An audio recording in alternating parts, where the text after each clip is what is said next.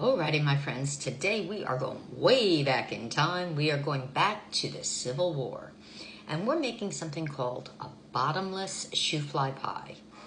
Not really sure why they call it bottomless, because it does have a bottom crust. I could see if they said topless, but they say bottomless. Bottomless shoofly pie.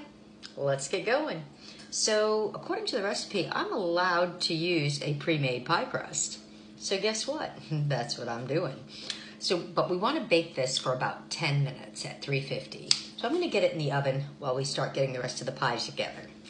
We're going to start with the first layer of pie that we're going to be putting on into that crust first.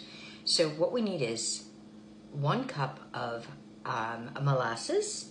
So we'll start with that. To that, we are going to add 1 egg, 1/4 teaspoon of salt, 3/4 teaspoon of baking soda, and 3/4 cup of warm water. And we're going to mix this all together.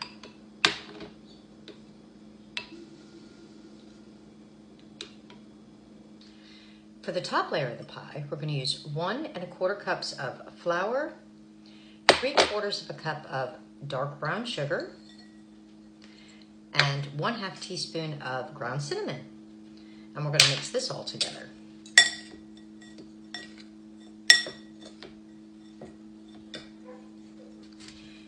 Once the pie crust is cooled, now we're going to add in the molasses, the first layer of the pie. And I always put the foil underneath the pie dish first, because I'll show you in a minute what. So let's go ahead and pour this right in.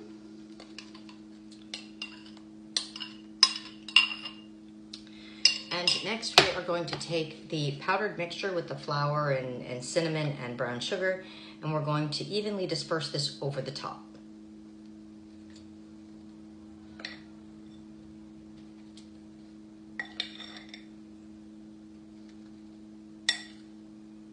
Seems like a lot, but we better use it all.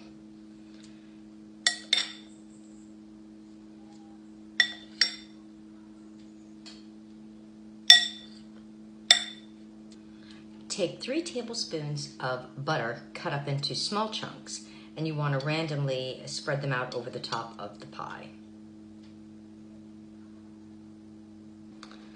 Next, we're going to fold the foil up around the edge of the pie so that it doesn't overcook on the edges. We're going to bake this for 15 minutes at 400 degrees. After the 15 minutes, we're going to take the foil back, and we are going to cook it for another ½ hour at 350 degrees. And then, well, we should have shoofly pie. I mean, bottomless shoofly pie. You know, the bottomless one with the bottom. Alrighty. So let me get this in the oven. Alrighty, bottomless shoofly pie. And it's cooled down to room temperature, so that's what they said. So we're gonna go ahead and cut up a couple of pieces here. Still don't know why they call it bottomless, but you know, it is from the Civil War and all, so I guess that has something to do with it. Couple of pieces. Someone told me if you actually cut 2 pieces first, that it's easier to get them out. So I'm going to try that trick and see if that works. So, all right, so now I got 2 pieces cut, and I'm assuming you take one out first and then the other. So let's see.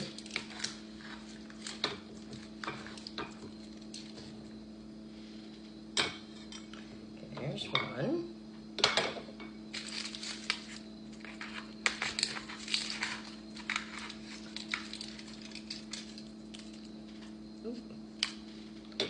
Cut it all the way through there.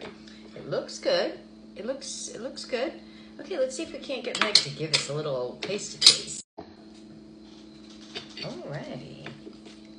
So this is the bottomless shoofly pie from the Civil War, and I don't believe it's quite that old, but the recipe is.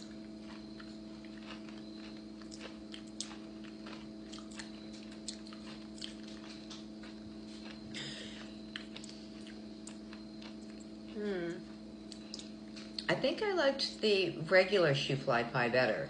Yeah, I was gonna say, I thought you made a shoofly pie before, and I think I liked it.